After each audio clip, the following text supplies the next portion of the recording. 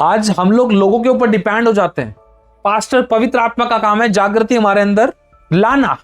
पवित्र आत्मा किसी व्यक्ति को इस्तेमाल करता है, वो कोई भी व्यक्ति हो सकता है, अभिषिक्त हो सकता है, विश्वासी, teacher, preacher, evangelist, profit, apostle, कोई भी हो सकता है, किसी भी लेवल का हो सकता है। उसके द्वारा वो आपके जीवन रूपी दीपक के अंदर वो चिंगारी लगा सकता है, लेकिन उसको धधकाना, उसको जलाए रखना, उसके अंदर उस अनॉइंटिंग को, उस ऑयल को बरकरार रखना आपके और हमारे हाथ में है। आज आपको एक मिनिस्ट्री का, आज आपको किसी रिवाइवल, किसी जागृति का हिस्सा नहीं बनना है। आपको यह सोचना है कि जागृति मेरे द्वारा आए, मेरे द्वारा वो राज्य आए परमेश्वर का, क्योंकि प्रभु का राज्य बातों में नहीं परंतु सामर्थ में। कब तक आप डिपेंड रहोगे? कब तक आप बड़ी बड़ी सभाओं में जाकर मोटिवेट होते रहोगे, फिर ठंडे पड़ जाओगे? अब तक आपने बड़े सामर्थ्य प्रचार सुने, बड़ी सामर्थ्य गवाहियां सुनी है, बड़े सामर्थ्य आश्चर्य कर्म, डिलीवरेंस आपने देखे हैं, आप लोगों की जिंदगी में हुए हैं। बड़ी बड़ी मीटिंग्स में गए हो, बड़ी बड़ी मीटिंग्स में आप इनवाइट किए गए हो, या फिर आपके चर्चेस में बड़े बड़े अभिषिक्त लोग आए हैं, वो आपको हिला कर गए हैं, वो आपको दृढ़ करके गए हैं, वो आपको मजबूत करके गए हैं, लेकिन कितने आप दृढ़ और मजबूत उसमें बने रहे हो? या बड़ी बड़ी कोई शिक्षा पाने के लिए, किसी बाइबल अध्ययन के लिए अगर आप किसी जगह पर गए हो, वहां पर गए तो सही, सरगर्म तो हो गए, लेकिन जब वापिस आए तो हो क्या गया? आज भी आज डिपेंड है हम विश्वासी लोग कि कोई पास्टर आए और उस मिनिस्ट्री में बड़े बड़े काम होते हैं, वहां पर रिवाइवल आ रखा है, वो पास्टर बड़ा सामर्थी है। अरे शैमुएल को याद करो, आपके अंदर क्या कमी है? 38 वर्ष के रोगी के समान नहीं बनना है हमें कि कोई आएगा मुझे पानी के अंदर लेकर जाएगा तब मैं चंगा हो जाऊंगा। डिपेंड नहीं होना। वो डिलीवरेंस, वो मिरेकल्स, वो हीलिंग्स आपके पास खुद आएगी। उस स्त्री ने क्या कहा था? यीशु को मैं छू लूंगी तो मैं चंगी हो जाऊंगी। पूरी भीड़ की भीड़ यीशु के ऊपर गिरी जा रही थी, उनके अंदर वो सामर्थ नहीं भाई। लेकिन जब किसी स्त्री ने, उस लहू बहने वाली स्त्री ने उस प्रभु यीशु के वस्त्र को, छोर को छुआ, तो लिखा है वो उसी घड़ी चंगी हो गई। यीशु मसीह ने आत्मा में जान लिया कि मुझे किसी ने विश्वास से छुआ है। क्यों? क्योंकि मुझ में से सामर्थ निकली है। समझ पा रहे हो? आपका विश्वास उस खुदावंत के अंदर से उस पावर को आपके अंदर इंपार्ट कर सकता है, निकाल सकता है परमेश्वर के अंदर से वो पावर आपके अंदर डालने के लिए। आपका जिंदगी का विश्वास, अगर आप ये सोचो कि कोई आकर आपको चंगा करेगा 38 वर्ष के रोगी के समान, तो आप कैसे डिलीवरेंस को पाओगे? कि कोई आपको जगाएगा, या कोई पास्टर आ गए, आप किसी मीटिंग में जाओगे या किसी क्रूसेड्स में जाओगे तभी आप बहुत सरगर्म होगे, तभी आपके अंदर आप आग का गोला बनोगे? हाँ, वो एक चिंगारी लगा सकता है, लेकिन कब तक ऐसे करोगे? अब तक आपने कितने प्रचार सुने, क्या अब तक मोटिवेट नहीं हुए? कितनी सारी भविष्यवाणी, कितनी गवाहियां आपकी जिंदगी में हुई है, पूरी हुई है, या आपके लिए की गई हैं, या आपने सुनी है? कितने आपने कसमें वायदे खाए, आज का प्रचार था बहुत सामर्थ्य था, आज की गवाही था बहुत सामर्थ्य थी, आज की गवाही मेरे लिए थी, प्रभु ने मुझे छुआ, मुझसे बात करी, मेरे को आवाज आई, मेरे को दर्शन दिखा, मैंने दान पाया, वरदान पाया, अन्य भाषा मिली, बड़े बड़े मिरेकल्स मेरी जिंदगी में हुए। लेकिन फिर क्या हुआ? ठंडे गुनगुने पड़ गए। हमने उसमें कितना काम किया? आज आपको जागृति का हिस्सा नहीं बनना है, आज आपको रिवाइवल का हिस्सा नहीं बनना है, आज जागृति आपके द्वारा आनी है। आप ये मत सोचो कि कोई पास्टर आपकी कलीसिया में, या आप किसी कलीसिया में जाओगे, या आप किसी क्रूसेड्स में जाओगे तभी आपकी जिंदगी में बड़े बड़े काम होना शुरू होंगे। आप डिपेंड मत हो किसी के ऊपर, जागृति आपके खुद के अंदर है। आप ये मत सोचो कि आपको किसी बड़े सामर्थ्य अभिषिक्त की जरूरत है, आपकी कलीसिया को, या आपको किसी मीटिंग्स में जाने की जरूरत है। आप ये मत सोचो। इसका मतलब ये नहीं कि आपको नहीं जाना चाहिए, आपको जरूर जाना चाहिए। परमेश्वर के बड़े बड़े दासों के अनॉइंटेड वन मीटिंग्स में सच्ची शिक्षा जहां दी जाती है, जरूर जाना चाहिए, ताकि आप कुछ सीखे, आपकी आत्मा का विकास हो। लेकिन आप डिपेंड कभी मत हो, अपनी आत्मा की उन्नति को कभी आप खुद से मत रोको। आप ये मत सोचो कि आपको पास्टर्स की बड़ी जागृति मीटिंग्स की जरूरत है। आप ये सोचो कि लोगों को आपकी जरूरत है, आपकी फैमिलीज को, आपके गली मोहल्लों को। अगर हम जिस तरीके से हम सोचते हैं कि वो उनके द्वारा बड़ी जागृति आती है, उनके द्वारा बड़े मिरेकल्स होते हैं, उस मीटिंग में जाना, सरगर्मी आती है। सरगर्मी आप तक कितनी बार आपकी लाइफ में आई है? कब तक वो सरगर्मी आपकी लाइफ में बनी रही है? क्या अब तक आपने बड़ी सामर्थ्य मीटिंग्स आपने अटेंड नहीं की? अगर यही वाली बात, अगर वो जिनके द्वारा बड़े बड़े मिरेकल्स परमेश्वर कर रहा है, यही वाली बात उन बड़े बड़े अभिषिक्त वो लोग सोचते, तो सोच कर देखो, आज वो भी जागृति सभाएं नहीं कर रहे होते, उनके द्वारा भी परमेश्वर का राज्य नहीं बढ़ रहा होता। अगर वो भी आप और मेरी तरह सोचते कि यार अरे उस पास्टर के पास जाना है, उस पास्टर की मीटिंग्स में जाना है, उस पास्टर की कलीसिया में जाना है, जाने में कोई बुराई नहीं है, लेकिन आप डिपेंड मत हो। आप ये मत सोचो कि वही आपकी जिंदगी में कुछ करेगा। आप ये सोचो कि अब आप लोगों को दूसरों के लिए कुछ करना है।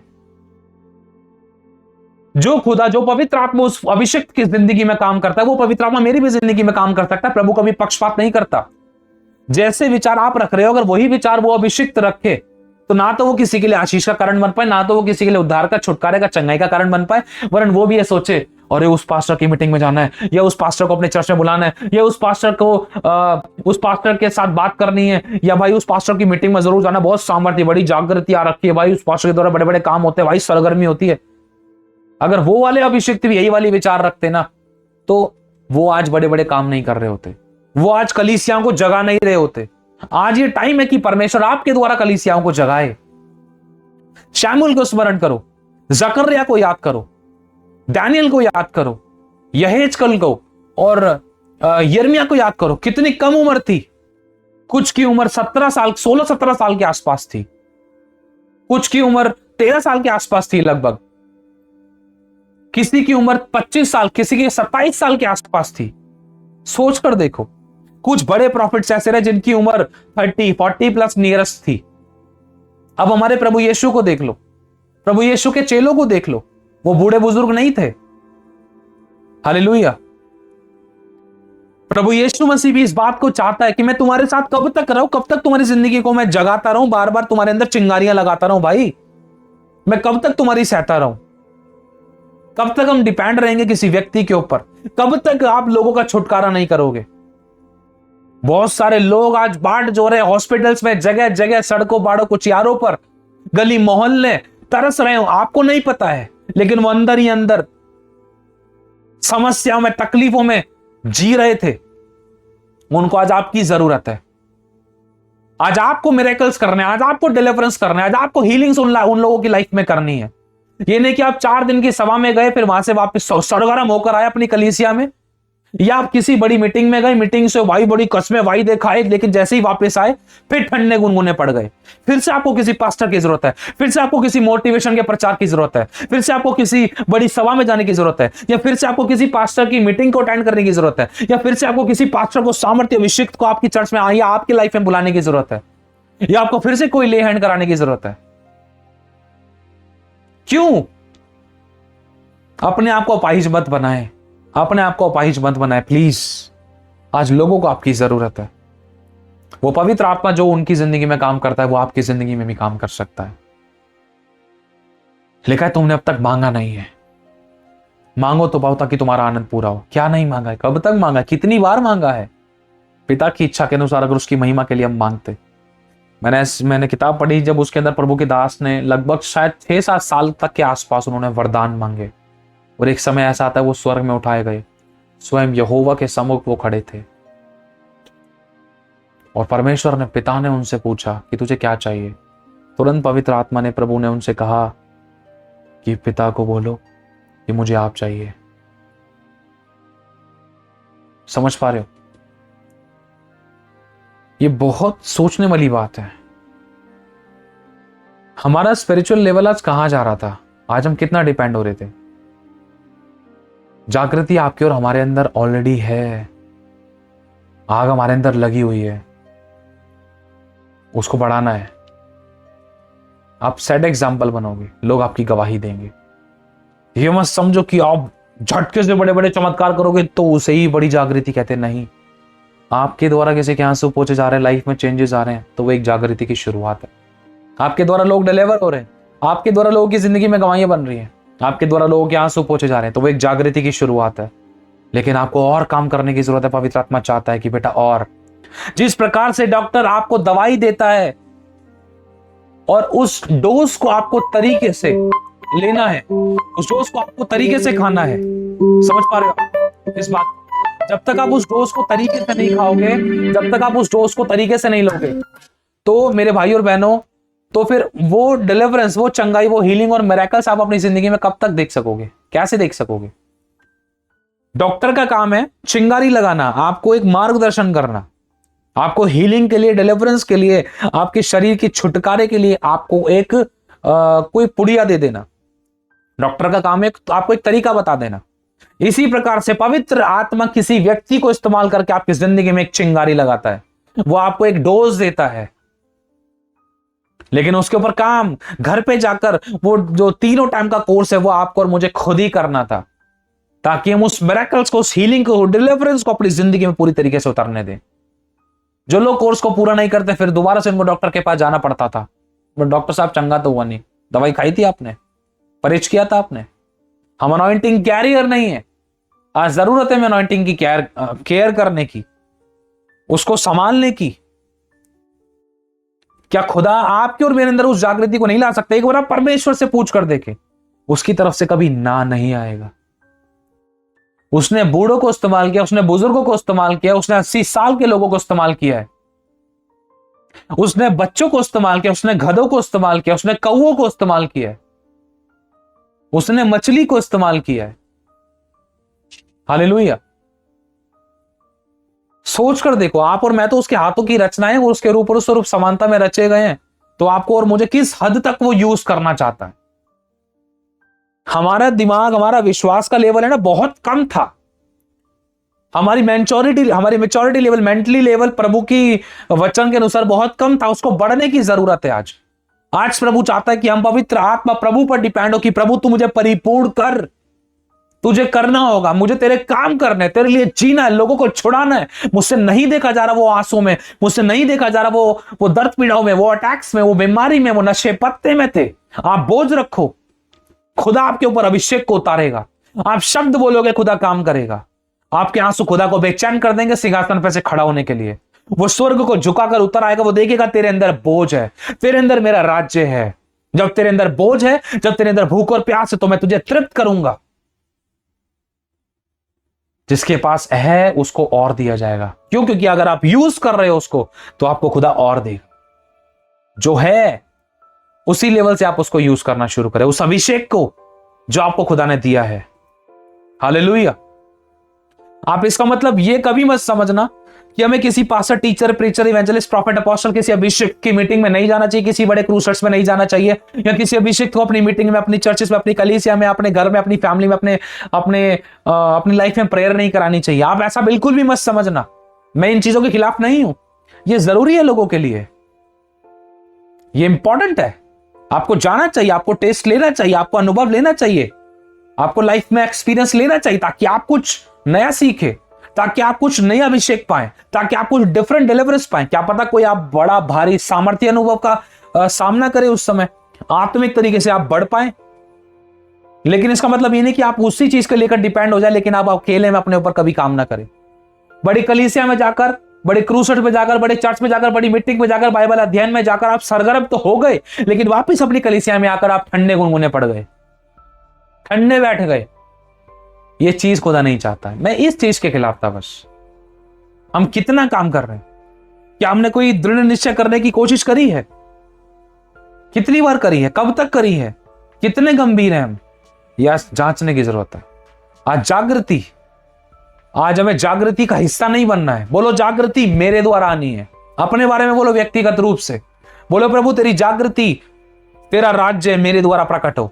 तेरा राज्य बातों में नहीं परंतु सामर्थ्य में। जो सामर्थ्य के काम प्रभु यीशु ने किए, जो सामर्थ्य के काम चेलों ने किए, उन सामर्थ्य के कामों को आज मेरे ऊपर प्रकट कर, ताकि मेरे द्वारा वो काम हो, ताकि लोग जान ले कि मुझे तूने भेजा है, लोग जान ले कि मेरा परमेश्वर सच्चा है। जिस तरीके से लोगों ने एलिया की गवाही दी थी, परमेश्वर का राज्य है एक सच्ची जागृति। जागृति का हिस्सा पता है कौन बनते हैं? जागृति का हिस्सा वो बनते हैं जिनकी जिंदगी में जागृति आती है। और पता है, जो जागृति लेकर आता है ना, आपको वो बनना है।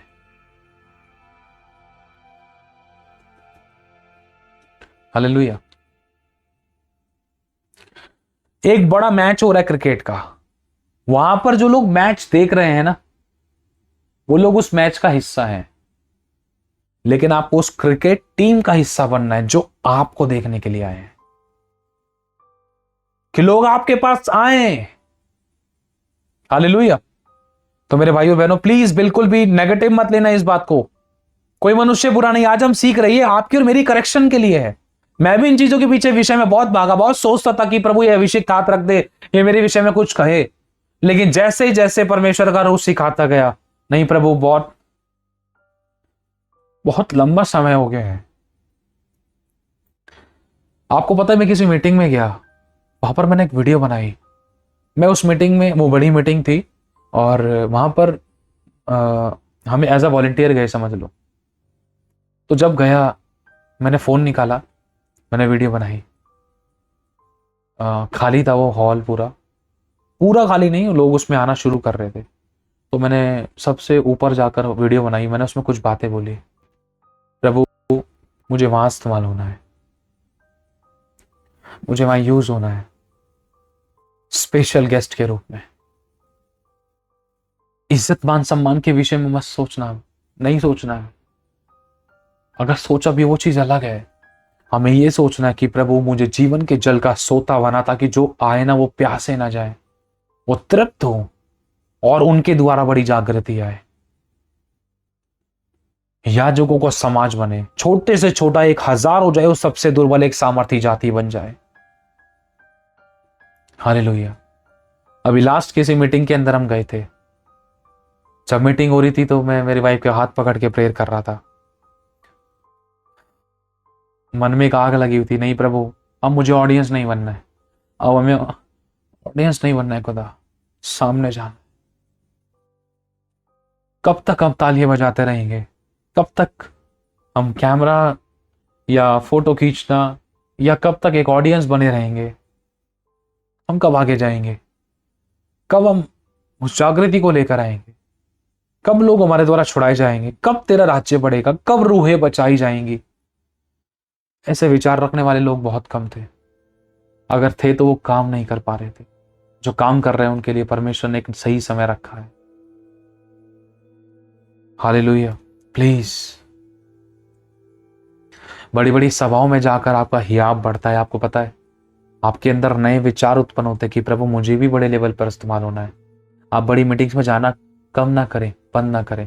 मौके मिलते हैं, अगुवाई में होकर अपने लोगों के साथ जरूर जाएं, ताकि आपकी आत्मा का विकास हो, आपके विचारों का विकास हो, आपको एक नया दर्शन मिले कि आपको अब नेक्स्ट लेवल पर करना क्या है, आपकी लाइफ में कॉलिंग क्या है, आपकी बुलाहट क्या, आप चाहते क्या हो, खुदा आपसे क्या चाहता है, आप खुदा के लिए क्या कर सकते हो, आपने खुदा के लिए क्या डिसीजन लिया है। नया बहुत कुछ मिलता है। आपको मीटिंग्स अटेंड और ज्वाइन करनी चाहिए, लेकिन वहां तक सीमित मत रहना। आज बहुत से लोग हैं, उनको आपकी जरूरत है। आप ये मत सोचना कि आपको बड़ी मीटिंग्स की जरूरत है, आपको जाके मीटिंग अटेंड करनी है। नहीं, आप ये सोचो कि आपके द्वारा बड़ी बड़ी मीटिंग्स होंगी, आपकी मीटिंग्स को अटेंड करने के लिए लोग आएंगे, आपके द्वारा जागृति शुरू होगी, आपके द्वारा लोगों की जिंदगी में बड़े ट्रांसफॉर्मेशन होंगे, परमेश्वर का राज्य उनकी जिंदगी में आएगा। समझ पा रहे हो? हालेलुया। आपने इस वचन से आशीष पाई, इस वीडियो को जरूर शेयर करें। आशीष पाए, आशीष का कारण बने, लेकिन एक नया स्टेप उठाए।